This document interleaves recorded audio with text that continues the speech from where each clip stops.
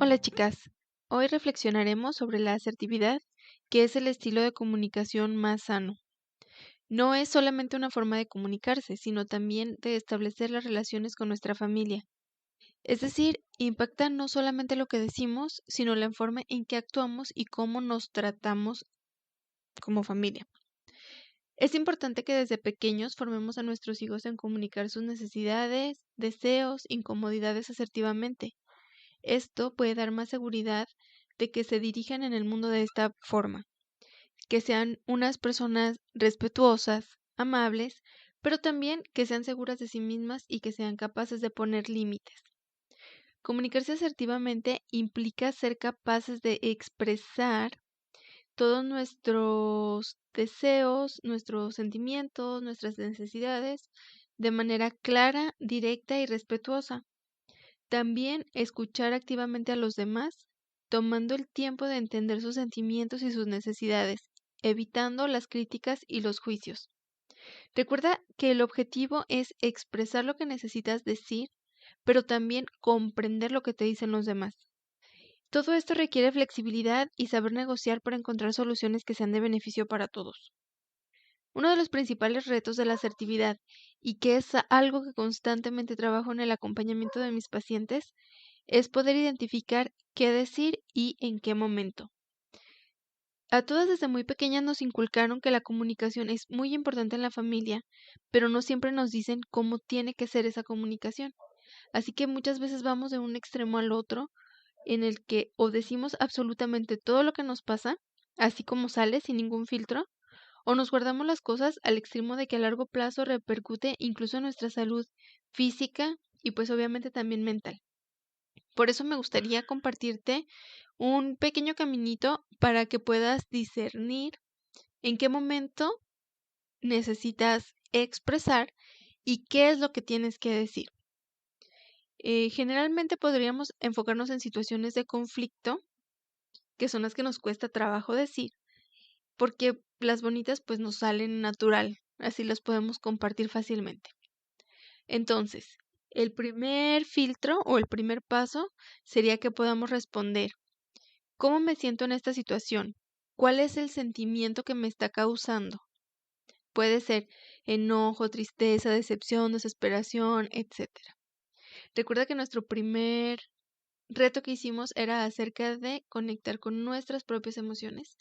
Entonces, si aquí tienes como dificultad, puedes regresar a ese primer reto. El número 2 sería: es necesario que la persona a la que se lo quiero decir lo sepa y por qué razón necesitas saberlo. Por ejemplo, si necesitas saberlo porque puede ayudarme a resolver el problema que tengo. O tal vez porque necesito su apoyo, ¿no? Necesito que me dé contención, que me escuche, que me haga sentir comprendida. O tal vez porque necesito establecer algún límite con esa persona. Decirle: oye, ¿sabes qué? Aquí te pasaste, yo no puedo volverte a permitir que suceda tal cosa, etcétera. El tercer paso sería: si tuviera que decirlo en una sola frase, ¿cómo sería? Resumido lo que quiero decir en una sola frase.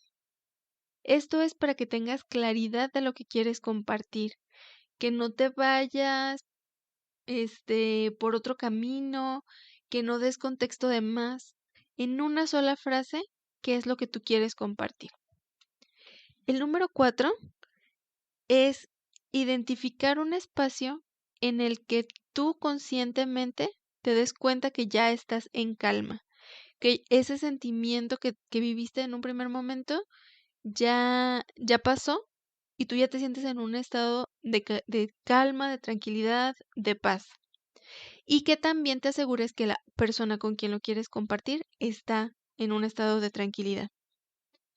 El paso número 5 sería expresar con claridad lo que quieres decir, tal cual, ¿no? O sea, obviamente respetuosa y amablemente, pero sin ocultar el sentimiento. Por ejemplo, me molestó mucho que hicieras tal cosa, o yo me sentí muy decepcionada de que tú hicieras tal, o me desespera tener que hacer esto, etcétera.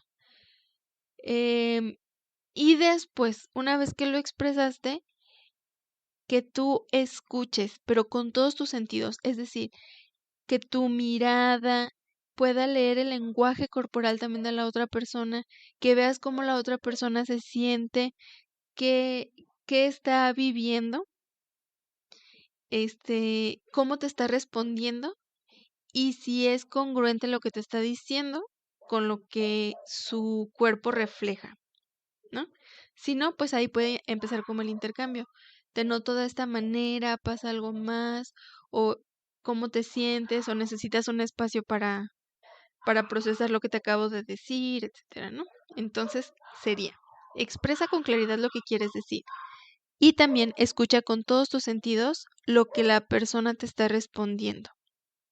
Y número 6, si el conflicto es con esa persona, además de la actitud de calma, necesitas tener una actitud positiva de resolver la situación, no solamente desahogarte, sino el siguiente paso tiene que ser cómo le vamos a hacer para resolver este problema que tenemos tú y yo.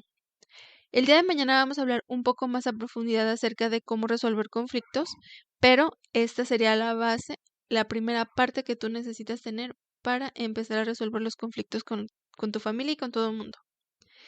Por último, me gustaría que tuvieras en mente dos cosas. La primera, la escuché en un podcast hace tiempo y me gustó mucho y trato de ponerla en práctica constantemente, sobre todo cuando voy a tener así conversaciones incómodas. Y es preguntarte, ¿qué persona quiero ser al terminar esta conversación? Esto va a guiarte sobre cómo tienes que conducirte durante la conversación. O sea, ¿cómo, cómo te quieres sentir? ¿Qué quieres lograr? ¿Qué tipo de persona te gustaría ser cuando termines de hablar o de decir esta situación conflictiva que estás viviendo? Y también que recuerdes que, sobre todo al tratar temas difíciles con nuestra familia, es mucho más importante cuidar la relación que tener la razón o ganar una discusión. O sea, es más importante que tú mantengas esa conexión con esa persona importante a que tú seas la persona que gane y que tenga la razón.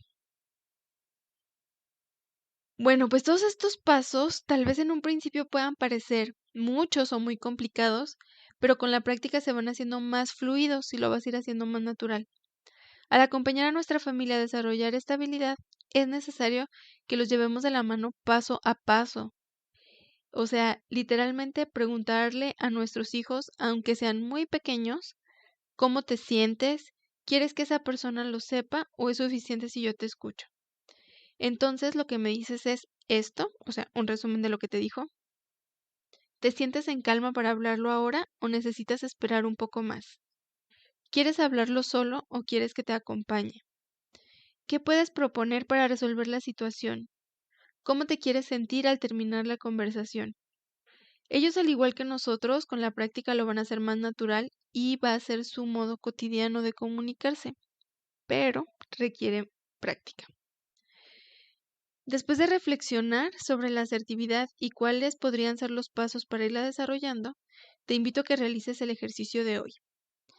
Piensa en una situación de conflicto que sea leve, muy light, que hayas vivido en los últimos días y piensa en una forma asertiva de abordarlo.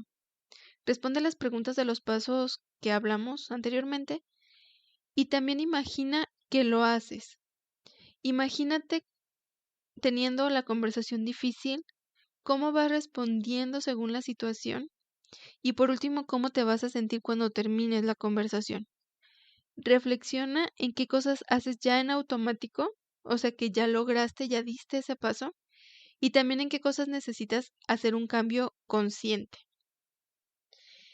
Eh, Al final, pues realiza una conclusión y ve un poquito dentro de ti qué sentimiento te queda después de hacer este ejercicio.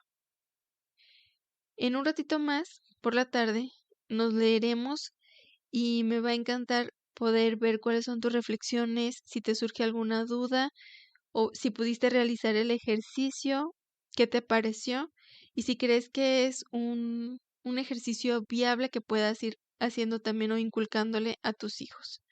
Nos leemos en un ratito.